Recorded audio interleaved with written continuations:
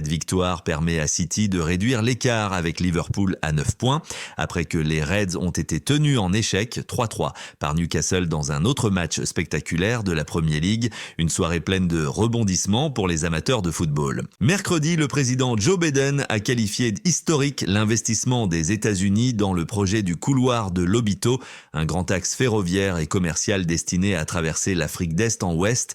Ce chantier permettra d'exporter des minerais stratégiques depuis la République démocratique du Congo et la Zambie vers le port angolais de Lobito.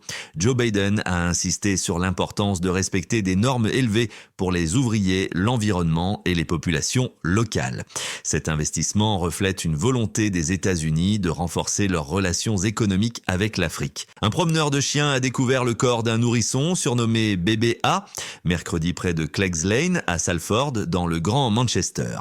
Les enquêteurs tentent de déterminer l'identité de l'enfant et les circonstances entourant sa présence sur ce terrain situé derrière des bâtiments industriels. Des fleurs, des bougies et des messages ont été déposés sur les lieux en hommage. À ce jour, la mère de l'enfant n'a pas encore été retrouvée. Une enquête est en cours. Aujourd'hui, des visibilités réduites sont prévues dans l'après-midi. Les températures oscilleront entre 10 et 11 degrés Celsius.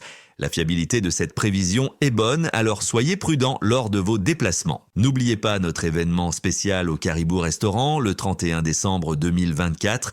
Une soirée VIP vous attend pour clôturer l'année dans une ambiance festive et chaleureuse.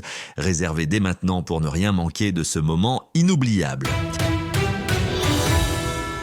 Merci de nous avoir suivis sur Nekoff Radio News. À la régie, c'était Coco Njoko. Vous pouvez toujours réécouter cette news sur notre chaîne Nekoff Radio. Restez connectés.